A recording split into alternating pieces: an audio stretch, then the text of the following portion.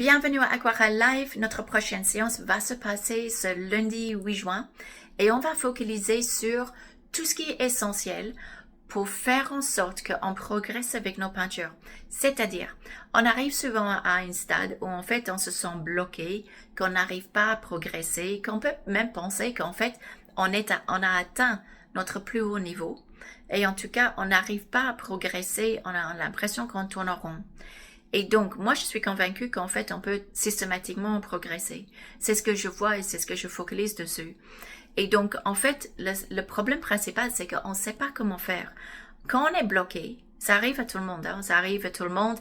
Et j'ai envie de dire, ça arrive au moments différents, mais systématiquement, dans la carrière, même des professionnels, on arrive tous à ça.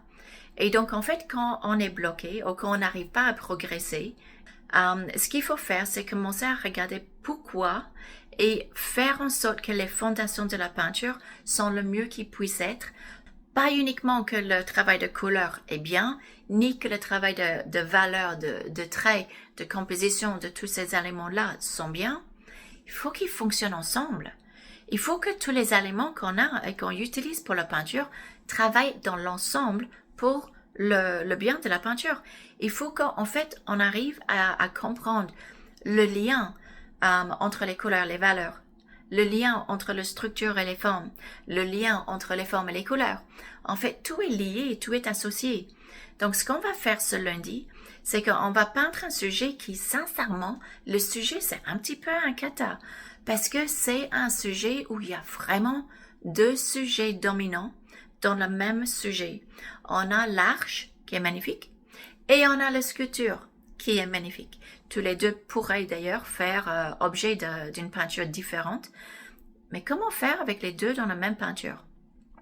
Parce qu'en fait, ils dominent tous les deux, et l'un attire l'attention, et en fait, on regarde l'arche, et après, on regarde la sculpture.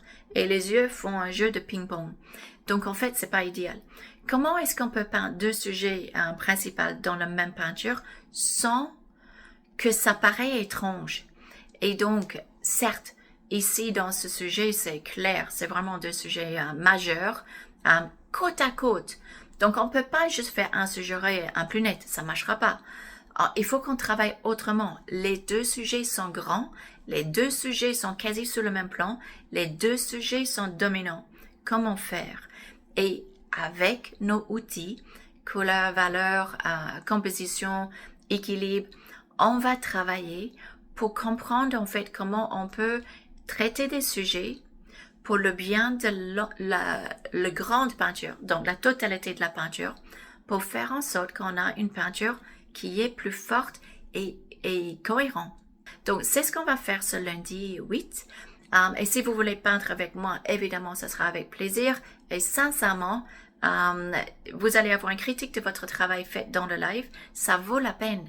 Les critiques sont vraiment essentielles d'avoir un feedback pour progresser. Et si vous pouvez pas venir, si vous inscrivez, vous allez avoir le lien. Vous pouvez regarder la séance autant de fois que vous voulez. Vous allez voir que ce qu'on apprend dans les lives est tellement formateur qu'en fait, les résultats sont époustouflants.